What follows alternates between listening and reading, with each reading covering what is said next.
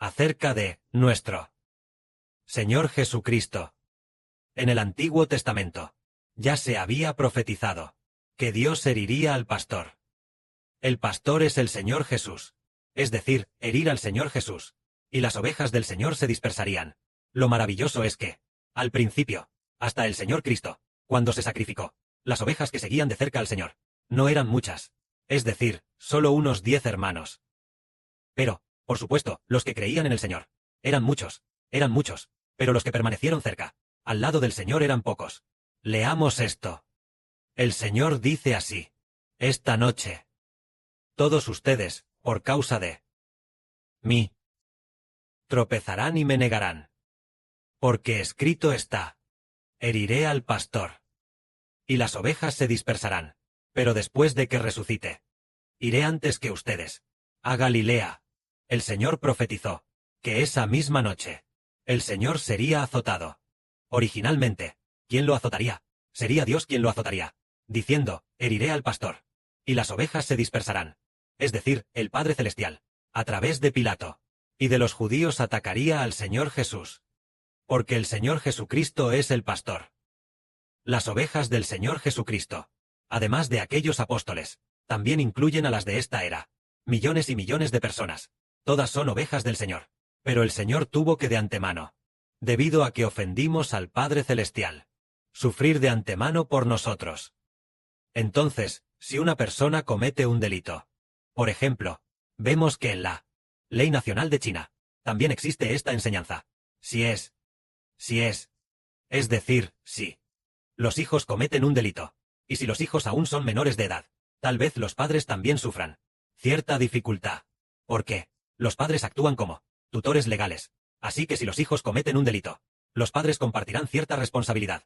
Por ejemplo, un hijo de 16 años, de repente mata a alguien. ¿Qué se debe hacer entonces? Los padres, como tutores, tal vez tengan que asumir cierta responsabilidad, tal vez asumir cierta compensación o algo así. No se puede decir, lavarse las manos de él es mi hijo, cometió el delito él mismo, que pague él mismo.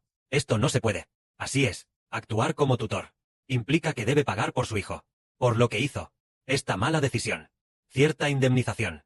En cuanto al hijo de 16 años, debido a que es menor de edad, tal vez tenga que enfrentar una prueba bastante seria. Tal vez no llegue a la pena de muerte. Tal vez no llegue a eso. Pero los padres deben asumir la responsabilidad. El hermano Heber, al contar esto, quiere explicar una cosa. ¿Quién es nuestro Padre? Es el Señor Jesús.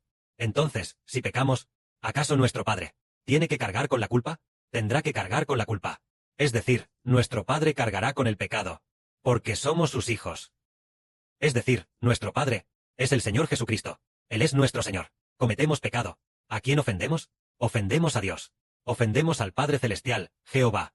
Entonces, como el Señor que nos redime, carga con nuestros pecados, para que Dios pueda perdonar nuestros pecados.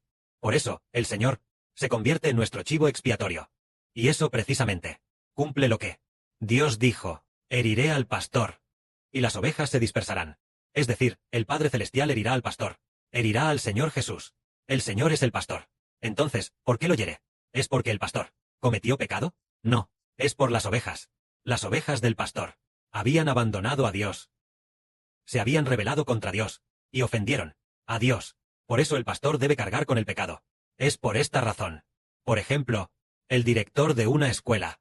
Si de repente los estudiantes tienen una pelea, y entonces, después de la pelea, y luego, de repente en medio de la pelea, 2 estudiantes mueren en la pelea. Entonces, aunque este director no fue quien peleó, pero fueron los estudiantes de la escuela quienes pelearon, ¿debe el director asumir la responsabilidad? Debe asumirla. Este director podría ser destituido, tal vez ir a prisión por medio año. Destituido, sancionado con degradación, porque hubo una mala gestión. Por la misma razón, todos nosotros, los hijos, ofendemos a Dios. Y nuestro Padre Celestial, Jehová, hace que, como si fuera el director, el Señor Jesucristo, cargue con nuestros pecados. Por lo tanto, el Señor debe ser atacado por Dios, lo que significa ser azotado por Dios. En ese momento, cuando el Señor dijo: todos me abandonarán, Pedro dijo: Aunque todos te nieguen por tu causa, yo nunca tropezaré. Nunca te negaré. Es decir, Pedro dijo, que definitivamente no tropezaría, que definitivamente no dejaría al Señor. Aunque todos dejen al Señor, yo no lo dejaré. Incluso si encuentro dificultades, no estaré dispuesto a dejar al Señor. Pero el Señor le dijo a Pedro: Simón, Simón, Satanás ha pedido teneros, para zarandearos, como a trigo. Pero yo he rogado por ti, para que tu fe no falle. Y tú, una vez vuelto, confirma a tus hermanos. Hazlos fuertes. De cierto te digo, que hoy, antes de que el gallo cante, me negarás 3 veces. Es decir, Simón dijo, que no caería, pero el Señor dijo, que Satanás quería reclamar a Simón. Satanás, el diablo Satanás, quería apoderarse de Simón, pero el Señor ya ha orado por Simón, para que Simón Pedro no tropiece. Es decir, Satanás iba a atacar a Pedro, para hacer que Pedro abandonara al Señor. Al igual que Pedro, todos sabemos que Pedro era una de las personas que más amaba al Señor, y el Señor también le dio a Simón el nuevo nombre de Pedro. Pedro significa una roca muy firme. El significado de roca, es decir, que cree firmemente en el Señor, como una roca, que no se conmoverá.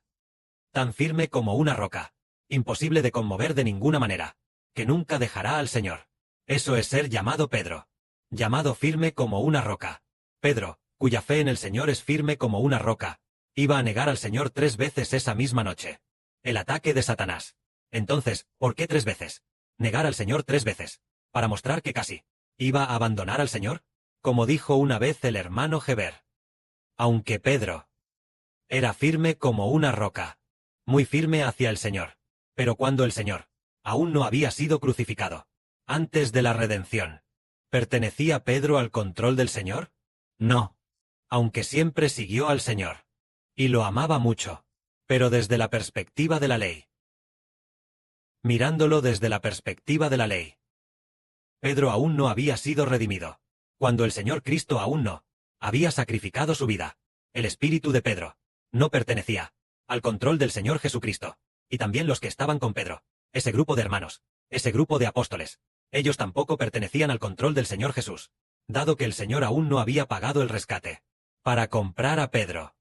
¿Con qué lo compró? Lo compró con la sangre derramada del Señor. Compró a Pedro y también a Juan, y también a nosotros, hermanos y hermanas, cuando el Señor aún no había ofrecido su sangre derramada como rescate ante Dios. Según la ley, Pedro todavía estaba bajo el control del diablo. Todos los apóstoles pertenecían. Aún no pertenecían al nombre del Señor. Por supuesto que amaban al Señor, pero sus espíritus aún no estaban bajo el control del Señor, hasta que el Señor Cristo fue crucificado y derramó su sangre para redimir a las personas y hacerlas suyas. Pedro es como si hubiera sido comprado por el Señor Cristo para pertenecer al nombre del Señor. Pero antes de que el Señor Jesús fuera crucificado, Pedro aún no había sido comprado y todavía estaba bajo el poder de Satanás. Por lo tanto, Pedro negó al Señor 3 veces. Por esta razón. Entonces, ¿y los otros apóstoles? Todos abandonaron al Señor uno tras otro. Solo que Pedro se enfrentó a una prueba y a una tentación.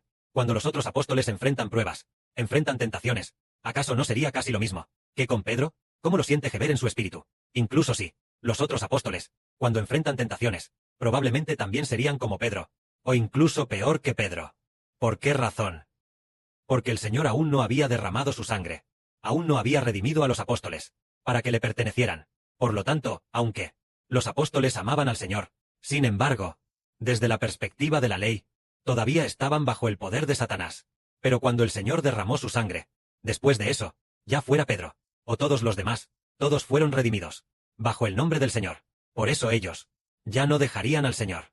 De esta manera, entendemos que el Señor debía derramar su sangre. Al derramar su sangre, las personas pasan a pertenecer al Señor. Entonces, añadamos algo más. El hermano Heber dijo hace un momento que si un estudiante comete un delito, entonces el director debe asumir la culpa. Esta es la ley del mundo, ¿verdad? Entonces, o por decirlo así, si los hijos pecan, tal vez los parents también tengan cierta responsabilidad. Así es como funciona. Pero ahora, por ejemplo, nosotros, los hermanos y hermanas de ahora, ¿estamos bajo el control de este mundo? Ya no. Entonces, ¿pertenecemos a nuestros hijos? Tampoco, porque ya hemos muerto, bautizados en Cristo, Ya hemos muerto. Ya no pertenecemos a este mundo. Pertenecemos al Señor. Entonces, si nuestros hijos cometen todo tipo de pecados, desde la perspectiva de Dios, nosotros pertenecemos al Señor Jesús que nos redimió. Ya no estamos bajo el control de los hijos, ni bajo el control de los padres.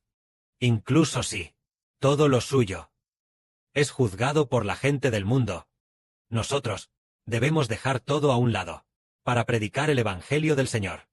Por ejemplo, pongamos un ejemplo, por ejemplo, nuestra hermana Ruth, por supuesto, aunque ella ya es de edad avanzada, sin embargo, ella sigue siendo de un hijo, su tutora. Entonces, según la ley, según las leyes del país, es así. Pero, desde que nuestra hermana murió al ser bautizada, ella ya no es la antigua hermana Peng Mingwa. Ella ya se ha convertido en una hija de la casa de Israel, bajo el nombre de Dios y del Señor. Es decir, la hermana Ruth. De este modo, la hermana puede estar tranquila. Con respecto a todo lo que pase después de su muerte, ya no estará bajo su control, porque la hermana ya pertenece a Cristo el Señor. Se ha entregado por completo al Señor, y solo debe predicar el Evangelio del Señor. O por ejemplo, un hermano nuestro, por ejemplo, nuestro hermano José, según las leyes del país, debería regresar a casa, para cuidar a sus padres, y cosas por el estilo, o asumir las responsabilidades familiares, y demás. Pero, ahora, él ya no es el mismo de antes. Ya no es el hermano Uyong-jun de antes. Ahora es el hermano José. ¿Bajo la autoridad de quién está? ¿Está o no bajo la autoridad de las leyes del país que dicen que debe hacer esto o aquello? No, lo hemos entregado todo al Señor. Vivimos para el Señor. En cuanto a todas las cargas que dejamos atrás, las hemos encomendado por completo. Encomendado totalmente. Solo trabajamos para edificar el reino de Dios. Solo hacemos las cosas de Dios. En cuanto a la gente del mundo, como nos juzguen, no nos importa. Dejemos que juzguen. Nosotros solo ante el Padre Celestial y el Señor. Buscamos ser aprobados por el Padre y el Señor, y solo ante los hermanos y hermanas. Nos basta con vivir una nueva vida. En cuanto a la familia que dejamos atrás, por ejemplo, el hermano Heber también tiene una madre de 60 años. Pero el hermano Heber no le importa. Un año, tal vez durante un año. No ha hablado con ella ni una sola vez. Ella envía mensajes, y él no responde. ¿Por qué no responde? Porque el hermano Heber piensa que el hermano Heber ya no es hijo de los hombres, sino hijo de Dios y del Señor, y solo es responsable ante el Padre Celestial y el Señor. En cuanto a qué hacer con la madre que dejó atrás, solo ora por ella, para que el Padre Celestial y el Señor la elijan, y con eso basta. En cuanto a todo lo demás, el Padre y el Señor tienen su conclusión. El Padre y el Señor se harán cargo de toda la responsabilidad. Entregamos todo al Señor. ¿Por qué? Nosotros solo debemos esforzarnos al máximo, para salvar las almas de las personas, para que regresen lo antes posible al lado del Padre Celestial y del Señor. Si trabajamos tan diligentemente para el Padre y el Señor, un día, el Padre y el Señor también harán que la familia que dejamos atrás tenga un corazón arrepentido y sea salva. Lo que nos preocupa no es su vejez o esos asuntos, sino si obtienen la vida eterna o no. Además, en esta época tampoco es posible que les falte algo. Solo nos importa si obtienen o no la vida eterna, y obedecemos la voluntad del Señor, porque el Señor también lo dijo así.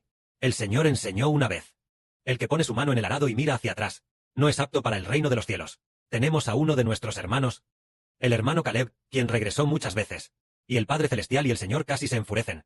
No estaban complacidos con él.